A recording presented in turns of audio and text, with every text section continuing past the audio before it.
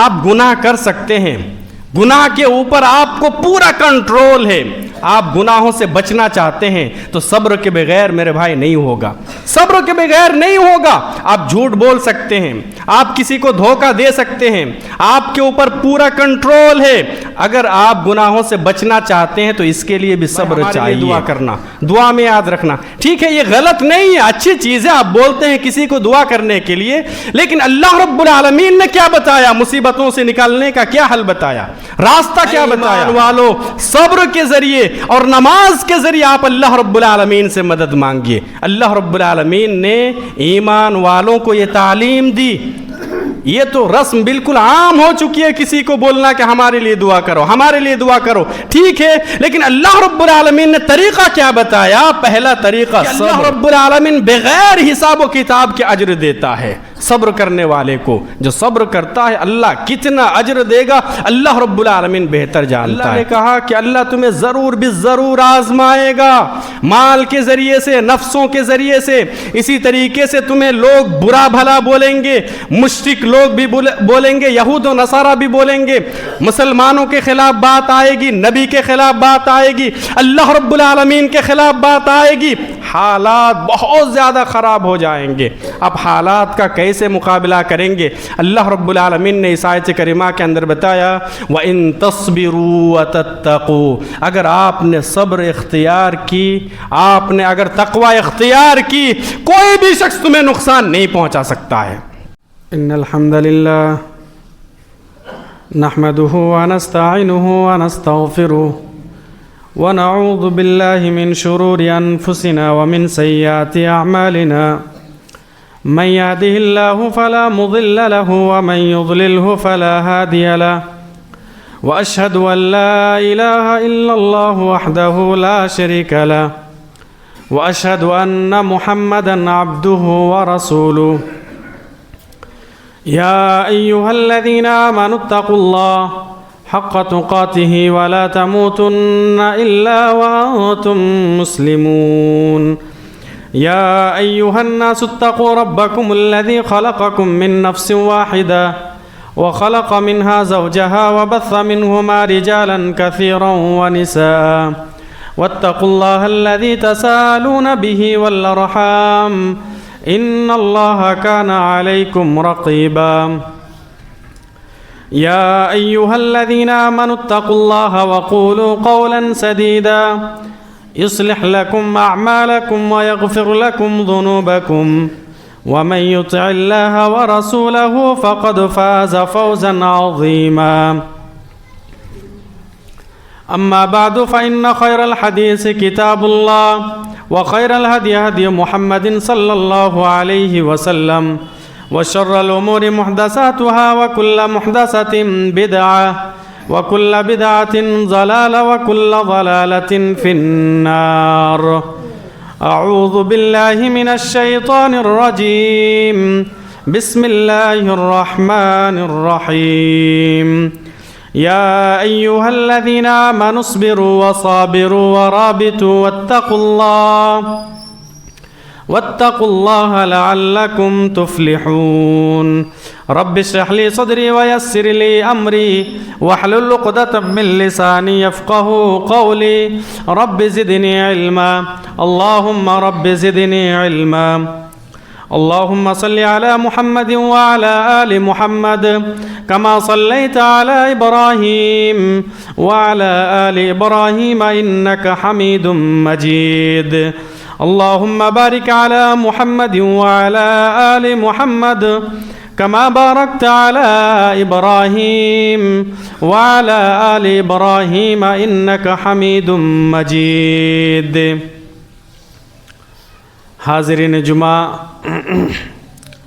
بزرگوں، دوستوں، دینی اور ملی بھائیوں، خطبہ مسنونہ کے بعد قرآن حکیم کی ایک آیت سورہ آل عمران سورہ نمبر 3 کی آیت نمبر 200 آپ لوگوں کے سامنے پڑھی گئی ہے۔ اس مناسبت سے آج میری تقریر کا عنوان ہے رباط کی اہمیت اور اس کی فضیلت۔ رباط، را با الف طا، رباط، یہ ایک عظیم الشان عبادت ہے، اور اس کی بہت زیادہ اہمیت ہے. اور سب سے اہم بات یہ ہے کہ ایک عام مسلمان ہم جیسا آدمی بھی رباط کی اہمیت کو حاصل کر سکتے ہیں، پا سکتے ہیں. ہمیں بھی رباط کا اجر و ثواب مل سکتا ہے اگر ہم کچھ چیزوں کے اوپر عمل کریں گے تو. رباط کس کو بولتے ہیں؟ رباط کا لغوی معنی ہوتا ہے ٹھہرنا، جمے رہنا. یہ لغوی معنی ہے رباط کا. اور اصطلاح میں رباط کہا جاتا ہے اللہ کی راہ میں، اللہ کے راستے میں مسلمان اور دین کی حفاظت کے لیے پہرا دینا، اس کو رباط کہا جاتا ہے. سمجھ میں آیا؟ پھر سے دہراتا ہوں، رباط کا لغوی معنی جمے رہنا، ٹھہرنا. اصطلاحی معنی دین کی حفاظت کے لیے، مسلمانوں کی حفاظت کے لیے اللہ رب العالمین کے راستے میں پہرا دینا، چاہے دشمن کا حقیقی حملہ ہو یا نہ ہو، صرف نیت کر کے مسلمانوں کی حفاظت کے لیے، اسلام کی حفاظت کے لیے پہرا دینا، اس کو رباط کہا جاتا ہے. رباط کی بہت زیادہ اہمیت ہے. صحیح بخاری کی ایک حدیث میں آپ کے سامنے رکھتا ہوں. نبی اکرم صلی اللہ علیہ وسلم نے ارشاد فرمایا، رباط یوم فی سبیل اللہ، ایک دن ایک رات اللہ رب العالمین کے راستے میں رباط اختیار کرنا. رباط سمجھ میں آ گیا؟ صرف ایک دن اور ایک رات اللہ رب العالمین کے راستے میں پہرا دینا، رباط اختیار کرنا. پیارے نبی صلی اللہ علیہ وسلم نے ارشاد فرمایا، خیر من الدنیا وما علیہا، دنیا اور دنیا کی ساری چیزوں سے بہتر ہے. سبحان اللہ. یہ رباط کی اہمیت ہے. ایک دن اگر کوئی شخص رباط کرتا ہے، مسلمانوں کی حفاظت کرتا ہے، اسلام کی حفاظت کرتا ہے اور پہرا دیتا ہے، تو ایک دن رباط اختیار کرنا اتنا بڑا عمل ہے، اتنی عظیم عبادت ہے کہ دنیا اور ساری دنیا سے زیادہ بہتر ہے. ابو داؤد شریف کے اندر ایک حدیث ہے، فضالہ بن عبید رضی اللہ تعالی عنہ بیان فرماتے ہیں، کل المیت یختم علی عملہ الا المرابط، کہ کوئی بھی انسان مرتا ہے اس کا عمل منقطع ہو جاتا ہے. کیا مطلب؟ کیا مطلب؟ ایک انسان کا انتقال ہوتا ہے، ایک انسان مر گیا، دنیا سے چلا گیا، اس کا عمل منقطع ہو گیا. اب وہ نیک کام نہیں کر سکتا ہے، نماز، روزہ، صدقہ و خیرات وہ نہیں کر سکتا ہے، وہ نیکیوں والا کام نہیں کر سکتا ہے. پیارے نبی صلی اللہ علیہ وسلم نے کہا پیارے نبی نے کہا الا المرابط، سوائے مراتب کے، سوائے رباط کے. کیا مطلب؟ اگر کوئی شخص رباط کرتا ہے تو اسے برابر اجر و ثواب ملتا رہے گا. ترمذی شریف کے اندر یہ حدیث موجود ہے، فَإِنَّهُ يَمْنُو لَهُ عَمَلُهُ إِلَى يَوْمِ الْقِيَامَةِ. پیارے نبی صلی اللہ علیہ وسلم نے کہا کہ کوئی شخص اگر رباط اختیار کرتا ہے تو قیامت تک اس کے اعمال میں اضافہ ہوتا رہتا ہے. ایک دن اگر کسی نے رباط کیا، اگرچہ اس انسان کا انتقال ہو گیا، وہ مر گیا، لیکن قیامت تک اس کے نیک اعمال میں اضافہ ہوتا رہتا ہے. اور فضیلت دیکھیے، وَيُؤَمَّنُ مِنْ فَتَّانِ الْقَبْرِ، قبر کے فتنے سے یہ آدمی بچا رہتا ہے، اللہ رب العالمین محفوظ رکھے گا. جیسے قبر کا فتنہ ہوتا ہے، قبر میں آپ جائیں گے، سوال جواب ہوگا، قبر کے اندر فتنے بھی ہوتے ہیں، عذاب بھی دیا جاتا ہے. نبی اکرم صلی اللہ علیہ وسلم نے کہا کہ اگر کوئی شخص رباط اختیار کرتا ہے تو اسے قبر کے فتنے سے محفوظ رکھا جائے گا. اسی طریقے سے پیارے نبی کی ایک اور حدیث ہے کہ وہ شخص جہنم میں نہیں جائے گا جو اللہ رب العالمین کے راستے میں رباط کرے. تو رباط کی اہمیت سمجھ میں آ گئی انشاءاللہ. اب ہم آگے دیکھیں گے. خطبہ مسنونہ کے بعد جو آیت کریمہ آپ لوگوں کے سامنے پڑھی گئی، سورہ آل عمران کی آیت نمبر 200، سب سے پہلی آیت کریمہ آپ دیکھیے. اللہ رب العالمین نے کہا، یا ایھا الذین آمنوا اصبروا وصابروا ورابطوا واتقوا اللہ لعلکم تفلحون. آیت ختم ہوتی ہے لعلکم تفلحون، تاکہ تم کامیاب ہو جاؤ. مطلب کچھ کام، کچھ عمل اللہ رب العالمین نے بتایا اس آیت کریمہ کے اندر، اگر ہم اور آپ یہ کام کر لیں، اللہ رب العالمین نے کہا کہ تم کامیاب ہو جاؤ گے. ظاہر سی بات ہے، آج ہر انسان دنیا کے اندر کامیاب ہونا چاہتا ہے، دنیا کے اندر بھی آخرت کے اندر بھی کامیاب ہونا چاہتا ہے۔ تو پھر یہ آیت کریمہ غور سے سنیے، اللہ رب العالمین کے گارنٹی ہے آپ کامیاب ہو جائیں گے۔ اللہ نے کہا یا ایھا الذین آمنوا اصبروا، اے ایمان والو صبر کرو، اے ایمان والو آپ صبر کرو، صبر اختیار کرو، صبر کو لازم پکڑو، آپ کامیاب ہو جائیں گے۔ پہلا کام اس آیت کریمہ کے اندر اللہ رب العالمین نے کیا کہا کہ آپ صبر اختیار کیجئے۔ اچھا صبر کس کو بولتے ہیں؟ ہمارے یہاں مشہور ہے کہ ہمارے اوپر مصیبت آئی، پریشانی آئی، ہم بیمار پڑے تو ہم خاموش رہ گئے، شکوہ شکایت نہیں کیا ہم نے، بس یہی صبر نہیں۔ صبر صرف اسی کو نہیں بولتے ہیں، اہل علم کہتے ہیں کہ الصبر ثلاثۃ اقسام، صبر کی 3 قسمیں ہیں، صبر کی 3 قسمیں ہیں۔ 3 چیزیں جب ایک جگہ جمع ہو جاتی ہے تو پھر صبر ہوتا ہے۔ کوئی آدمی اس وقت تک صابر نہیں بن سکتا ہے جب تک کہ وہ 3 چیزوں کے اوپر عمل نہ کرے۔ الصبر ثلاثۃ اقسام، اہل علم نے کہا کہ صبر 3 چیزوں کا نام ہے۔ طاعت کے اوپر صبر، طاعت سے صبر، کیا مطلب؟ طاعت پر صبر، اللہ رب العالمین کی اطاعت کے اوپر صبر، نبی اکرم صلی اللہ علیہ وسلم کی اطاعت کے اوپر صبر۔ آپ نماز پڑھیں گے تو کیا نماز کے لیے صبر نہیں چاہیے؟ نماز کے لیے صبر چاہیے۔ ابھی ٹھنڈی کا موسم ہے، آپ ٹھنڈے پانی سے وضو بنائیں گے تو کیا صبر نہیں چاہیے؟ صبر کے بغیر آپ وضو ہی نہیں کر سکتے ہیں۔ تو اہل علم کہتے ہیں اطاعت کے اوپر صبر، اطاعت کے اوپر صبر کرنا پڑے گا۔ ایک آدمی نماز پڑھے گا صبر چاہیے، ایک آدمی روزہ رکھے گا تو پھر صبر چاہیے، ایک آدمی صدقہ و خیرات کرے گا اس کے لیے بھی صبر چاہیے، ایک آدمی حج اور عمرہ کرے گا اس کے لیے بھی صبر چاہیے۔ تو پہلی چیز کیا ہے؟ اطاعت کے اوپر صبر، اطاعت کے اوپر صبر۔ ابھی صبح آپ اٹھیں گے، ٹھنڈے پانی سے وضو کریں گے، یہ اتنا بڑا عمل ہوگا آج کے دور میں ٹھنڈی کے موسم میں، گویا کہ آپ اپنے نفس کے ساتھ جہاد کر رہے ہیں، جہاد کرنے کے برابر یہ عمل ہے۔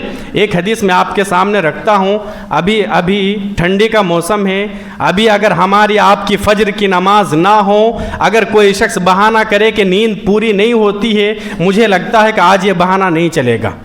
7 بجے عشاء کی اذان ہو جاتی ہے، آپ 8 بجے سو جائیے۔ اگر کوئی آدمی 9 بجے تک بھی سو جاتا ہے تو بھی برابر 8 گھنٹہ سو کے بھی وہ با جماعت فجر کی نماز پڑھ سکتا ہے۔ پھر بھی اگر کوئی شخص نہ پڑھے تو پھر اس کا دل گویا کہ مردہ ہو چکا ہے، اس کے دل کے اندر ایمان نہیں ہے، ایمان کمزور ہو چکا ہے۔ ایک حدیث میں سنا دیتا ہوں، ایسے ہی پھر اپنی بات آگے بڑھائیں گے۔ صحیح بخاری کے اندر یہ حدیث موجود ہے، نبی اکرم صلی اللہ علیہ وسلم نے ارشاد فرمایا کہ بالکل صبح جب فجر کا ٹائم ہوتا ہے، شیطان آتا ہے ایک انسان کے پاس، اس کے بعد اس کی گدی کے اوپر 3 گرہ لگاتا ہے، شیطان گرہ لگاتا ہے 3 گرہ، اور ہر گرہ کے اوپر کیا کہتا ہے شیطان؟ لیل طویل فرقد، رات بہت لمبی ہے سو جاؤ، رات بہت لمبی ہے سو جاؤ۔ آج کل ایسا ہوتا ہے نا، 2 بجے آپ کی آنکھ کھل گئی ابھی نیند نہیں آ رہی ہے، 1 بجے آپ کی آنکھ کھل گئی ابھی نیند نہیں آ رہی ہے، لیکن فجر کا ٹائم جیسے ہی ہوتا ہے، اذان کا ٹائم ہوتا ہے، آپ سو جاتے ہیں۔ ایسا ہوتا ہے۔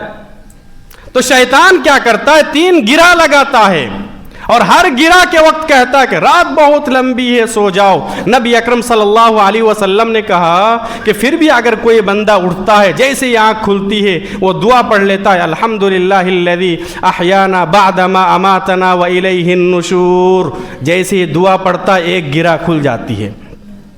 پھر وہ بندہ جب وضو بناتا ہے، دوسری گرہ کھل جاتی ہے۔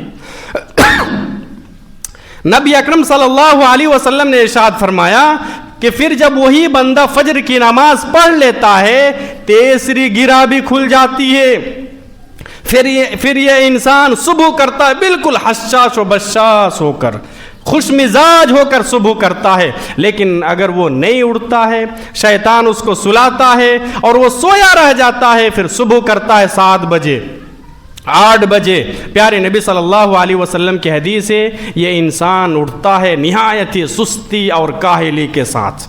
آپ 8 بجے اٹھیے، 9 بجے اٹھیے تو بھی ایسا لگے گا کہ بہت زیادہ سستی ہے، بہت زیادہ کاہلی ہے، ابھی نیند پوری نہیں ہوئی ہے، ایسا لگے گا۔ تو میرے بھائی اطاعت کے اوپر بھی صبر چاہیے۔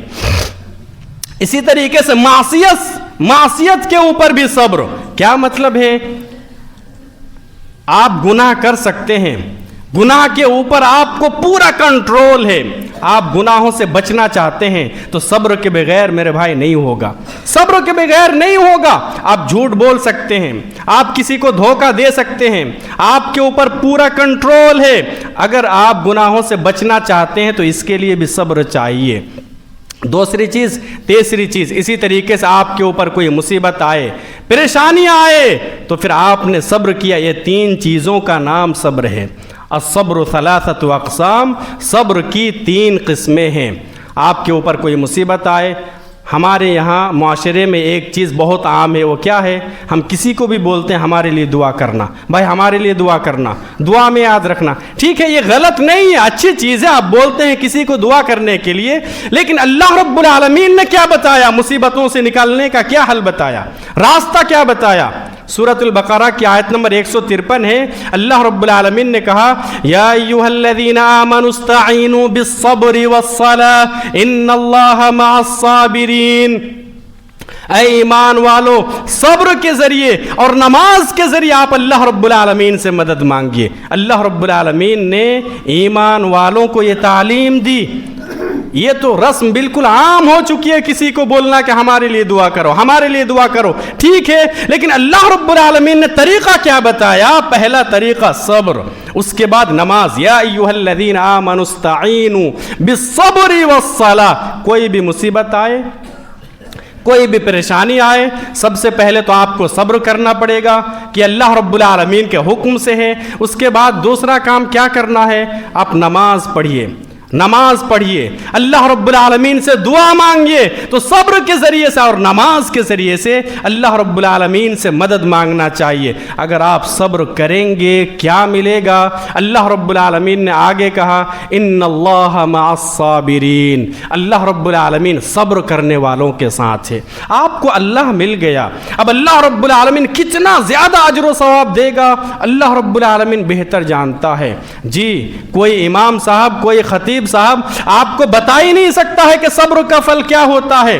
ہاں، لوگ بولتے ہیں کہ صبر کا پھل میٹھا ہوتا ہے، کتنا میٹھا ہوتا ہے اللہ بہتر جانتا ہے، ہم نہیں جانتے ہیں۔ اسی لیے سورۃ الزمر کی آیت ہے، اللہ رب العالمین نے کہا، آیت نمبر 10 ہے سورۃ الزمر کی، انما یوفی الصابرون اجرہم بغیر حساب، کہ اللہ رب العالمین بغیر حساب و کتاب کے اجر دیتا ہے صبر کرنے والے کو۔ جو صبر کرتا ہے اللہ کتنا اجر دے گا اللہ رب العالمین بہتر جانتا ہے۔ حالات کا مقابلہ اگر آپ کرنا چاہتے ہیں تو پھر آپ کو صبر کرنا پڑے گا اور تقوی اختیار کرنا پڑے گا۔ اس آیت کریمہ کے اندر تقوی کا بھی لفظ ہے، اور صبر اور تقوی کو اللہ رب العالمین نے ایک آیت کریمہ کے اندر جمع کیا۔ سورہ آل عمران کی آیت نمبر 186 ہے، اللہ رب العالمین نے بتایا لَتُبْلَعُنَّ فِي أَمْوَالِكُمْ وَأَنفُسِكُمْ وَلَتَسْمَعُنَّ مِنَ الَّذِينَ أُوتُوا الْكِتَابَ مِنْ قَبْلِكُمْ۔ اللہ نے کہا کہ اللہ تمہیں ضرور بالضرور آزمائے گا، مال کے ذریعے سے، نفسوں کے ذریعے سے، اسی طریقے سے تمہیں لوگ برا بھلا بولیں گے، مشرک لوگ بھی بولیں گے، یہود و نصارہ بھی بولیں گے، مسلمانوں کے خلاف بات آئے گی، نبی کے خلاف بات آئے گی، اللہ رب العالمین کے خلاف بات آئے گی، حالات بہت زیادہ خراب ہو جائیں گے۔ اب حالات کا کیسے مقابلہ کریں گے؟ اللہ رب العالمین نے اس آیت کریمہ کے اندر بتایا وَإِن تَصْبِرُوا وَتَتَّقُوا، اگر آپ نے صبر اختیار کی، آپ نے اگر تقوی اختیار کی، کوئی بھی شخص تمہیں نقصان نہیں پہنچا سکتا ہے۔ ساری دنیا ایک جگہ جمع ہو جائے، اگر آپ صبر کریں گے، اسی طریقے سے تقوی اختیار کریں گے، کوئی بھی چیز آپ کو نقصان نہیں پہنچا سکتی ہے۔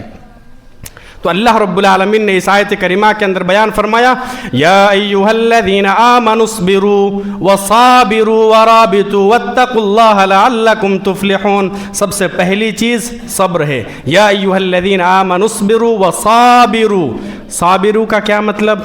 साबिरू का मतलब होता है दुश्मन के सामने डट जाना। साबिरू का मतलब दुश्मन के सामने डटे रहना। आज इसका मफहूम हम यूं बयान करेंगे कि आज फितनों का ज़माना है, फितनों के ऊपर डट जाना। आप अपने ईमान की हिफाजत की फ़िक्र कीजिए, अपने बच्चों की, नई नस्लों के ईमान की हिफाजत की फ़िक्र कीजिए। प्यारे नबी सल्लल्लाहु अलैहि वसल्लम पेशिन गोई करके गए कि एक ज़माना ऐसा आएगा कि बेशुमार फितने होंगे। आज फितने मौजूद है, आप अपने ईमान की हिफाजत कीजिए, यही साबिरू है। इसी तरीके से वराबितू, रिबात इख्तियार करना। रिबात, अभी हमने आपको बताया कि रिबात किसको बोलते हैं? अल्लाह रब्बुल आलमीन के रास्ते में पहरा देना। तो क्या आज हम और आप रिबात कर सकते हैं? प्यारे नबी सल्लल्लाहु अलैहि वसल्लम के ज़माने में जंगें होती थी, लड़ाई होती थी, सहाबा इकराम अल्लाह के नबी सल्लल्लाहु अलैहि वसल्लम पहरा देते थे, सहाबा इकराम भी देते थे। रिबात की जो अहमियत है, रिबात की जो फजीलत है, सहाबा इकराम हासिल कर लेते थे। तो क्या आज भी है? क्या आज भी हम कर सकते हैं? क्या मेरे भाई, आज भी हम कर सकते हैं। अपने ईमान की हिफाजत करेंगे, फितनों से अपने आप को बचा के रखेंगे। अहले इल्म ने कहा कि यह भी रिबात में शामिल होगा। अपने बच्चों की ईमान की हिफाजत की फिक्र करेंगे, अहले इल्म ने कहा कि यह भी रिबात होगा। आज सोशल मीडिया का ज़माना है, आप फेसबुक खोलिए, व्हाट्सअप खोलिए, बेशुमार लोग हैं जो इस्लाम के ऊपर हमला करते हैं, प्यारे नबी सल्लल्लाहु अलैहि वसल्लम की ज़ात के ऊपर हमला करते हैं। अल्लाह के नबी सल्लल्लाहु अलैहि वसल्लम को गालियां दी जाती है, आपके इज्जत व आबरू के ऊपर हमला होता है, अल्लाह रब्बुल आलमीन का भी इनकार किया जाता है। आप सोशल मीडिया के ऊपर बैठ के भी रिबात कर सकते हैं, अहले इल्म ने कहा है। आप फेसबुक में या तो फिर व्हाट्सएप में आप दुश्मनों को जवाब दीजिए, मुंह तोड़ जवाब दीजिए, यह भी रिबात में शामिल है। रिबात आज हम भी कर सकते हैं। बहरहाल आगे अल्लाह रब्बुल आलमीन ने बताया वत्तकुल्लाह, अल्लाह रब्बुल आलमीन का तकवा इख्तियार कीजिए। तकवे के बारे में अगर हम बयान करना शुरू करेंगे तो बहुत लंबी बात हो जाएगी। अपने आप को मुकम्मल तरीके से गुनाहों से बचाना है। वत्तकुल्लाह, तकवा इख्तियार कीजिए। अल्लाह रब्बुल आलमीन ने कहा लअल्लकुम तुफ्लिहून, तुम कामयाब हो जाओगे। एक हदीस मैं आपके सामने रखूँगा और अपनी बात ख़त्म कर दूँगा। और इस हदीस के अंदर 3 अमल है, 3 चीज़ें हैं। प्यारे नबी सल्लल्लाहु अलैहि वसल्लम ने कहा कि अगर ये 3 चीज़ें कोई शख्स अपने अंदर पैदा करता है तो गोया कि वो रिबात इख्तियार करता है। और रिबात की फजीलत मैंने अभी आप लोगों को बताया कि एक दिन अगर कोई शख्स रिबात इख्तियार करता है, ये इतना बड़ा अमल होगा कि ज़मीन व आसमान से बेहतर है। आइए हदीस सुनते हैं। हज़रत अबू हुरैरा रज़ी अल्लाह ताला अन्हु बयान फरमाते हैं, यह हदीस सही मुस्लिम किताबुत तहारा के अंदर मौजूद है।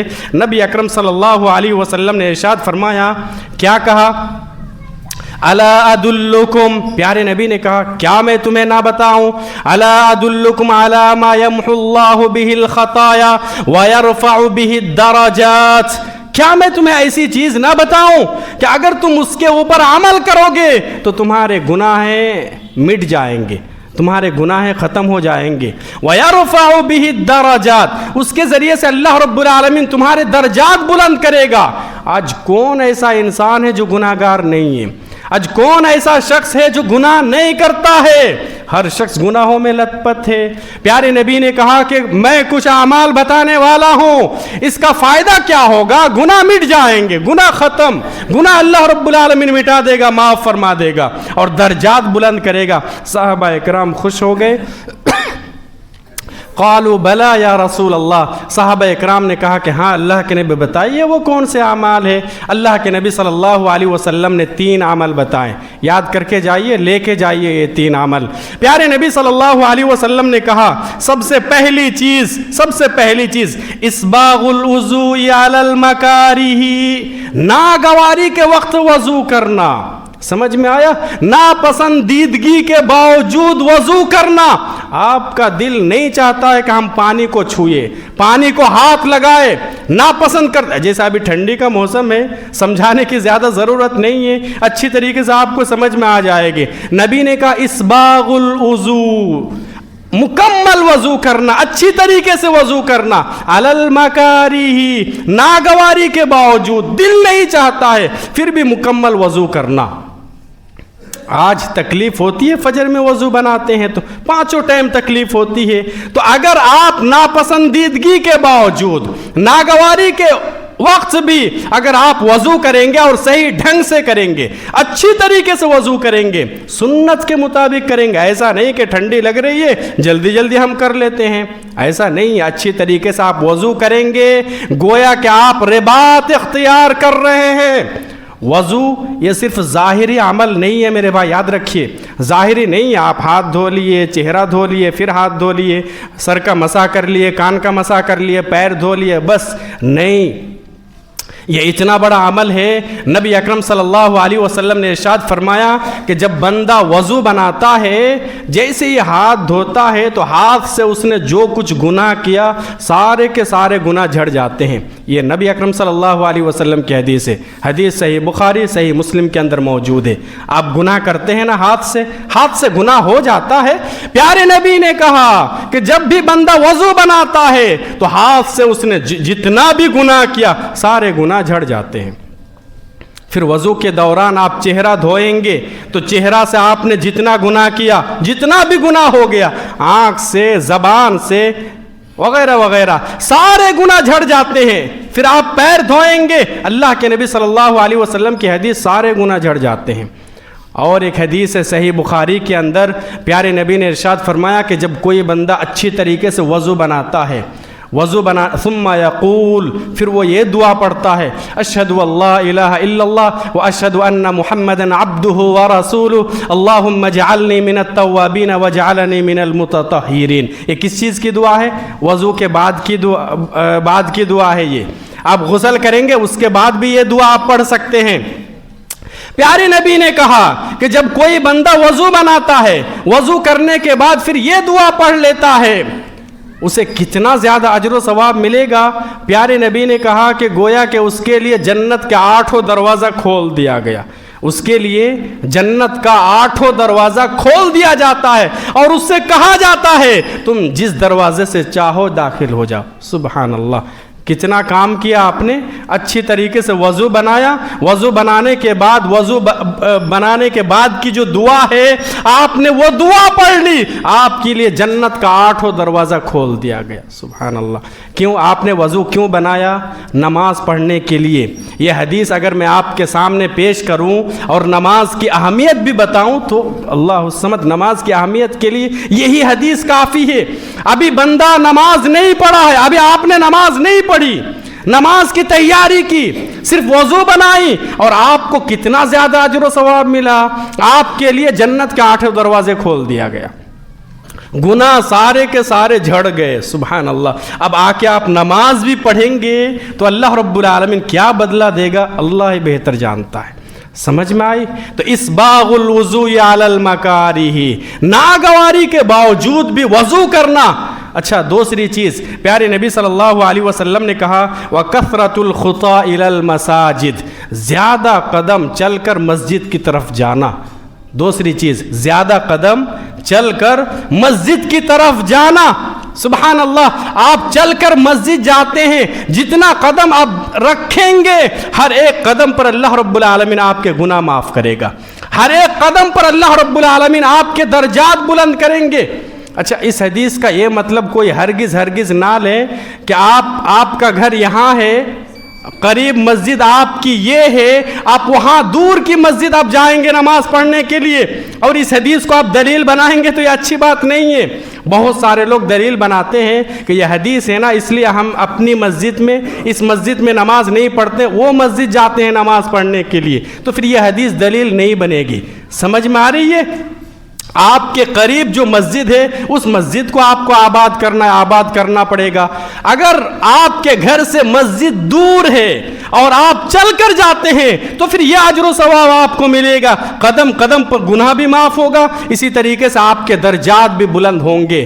ابھی وقت نہیں ہے, بہت سارے ایسا واقعہ ہے کہ صحابہ اکرام کافی دور سے آتے تھے. صحیح مسلم شریف کے اندر بھی یہ حدیث موجود ہے. ایک صحابی تھے, کافی دور سے مسجد آتے تھے نماز پڑھنے کے لیے. کسی نے مشورہ دیا کہ آپ سواری خرید لیجئے, گھوڑا, گدھا, کھچر, خچر اونٹ وغیرہ کچھ خرید لیجئے، آپ مسجد آئیں گے نماز پڑھنے کے لیے آسانی ہو جائے گی۔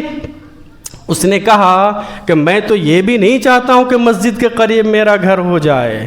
صحابہ اکرام کو عجیب لگا، کیسی بات ہے کہ یہ شخص یہ بھی نہیں چاہتا کہ مسجد کے قریب میرا گھر ہو جائے۔ اللہ کے نبی صلی اللہ علیہ وسلم کو بتایا، اللہ کے نبی ایسی ایسی بات ہے۔ اللہ کے نبی صلی اللہ علیہ وسلم نے بلایا اس صحابی کو، کیا ماجرا ہے؟ کہا کہ اللہ کے نبی آپ نے بیان فرمایا تھا اس سے پہلے، وَكَثْرَةُ الْخُطَىٰ إِلَى الْمَسَاجِدِ، اس کی بہت زیادہ اجر و ثواب ہے، ہر قدم پر اللہ رب العالمین گناہ معاف کرتا ہے، درجہ بلند ہوتا ہے۔ تو میں چاہتا ہوں کہ یہ اجر و ثواب مجھے ملے، اس لیے میں نہیں چاہتا ہوں کہ مسجد کے قریب میرا گھر ہو۔ نبی اکرم صلی اللہ علیہ وسلم نے اس کے لیے دعا کی کہ اللہ رب العالمین تمہیں قبول فرمائے، اس طریقے سے دعا کی۔ سمجھ میں آ رہی ہے؟ وَكَثْرَةُ الْخُطَىٰ إِلَى الْمَسَاجِدِ، آخری چیز بتاتے ہیں، اپنی بات ختم کر دیتے ہیں۔ وَانْتِظَارُ الصَّلَاةِ بَعْدَ الصَّلَاةِ، ایک نماز کے بعد دوسری نماز کا انتظار کرنا۔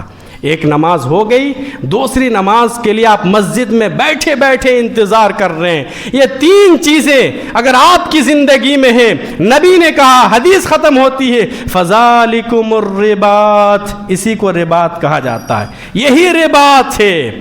رباط کی کیا اہمیت ہے، کیا فضیلت ہے، میں نے آپ کے سامنے رکھ دیا۔ یہی اسی کو رباط بولتے ہیں، ایک نماز کے بعد دوسری نماز کا انتظار کرنا۔ ظہر کی نماز آپ نے پڑھ لی، ٹھنڈی کا موسم ہے، کوئی کام کاج نہیں ہے، آپ مسجد ہی میں بیٹھیے، ذکر و اذکار کیجئے، ہم عصر کی نماز پڑھ کے جائیں گے، یہ رباط ہے۔ مغرب کی نماز ہو گئی، عشاء تک آپ انتظار کیجئے۔ اگر اس طریقے سے آپ مسجد میں بیٹھتے ہیں، بہت زیادہ اجر و ثواب والا کام ہے۔